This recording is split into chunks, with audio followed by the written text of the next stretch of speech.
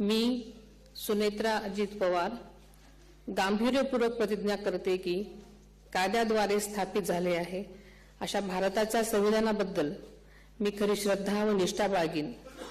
मी भारताची सार्वभौमता व एकात्मता उन्नत राखीन। मी महाराष्ट्र राज्याची उपमुख्यमंत्री म्हणून माझी कामे निष्ठापूर्वक व सद्विवेक बुद्धीने पार पाडेन आणि संविधान व कायदा यानुसार सर्व तऱ्हेच्या लोकांना मी गांभीर्यपणे व निपक्षपातीपणे तसेच कोणाच्याही विषयी ममत्वभाव किंवा आकस न बाळगता न्याय वागणूक देईन।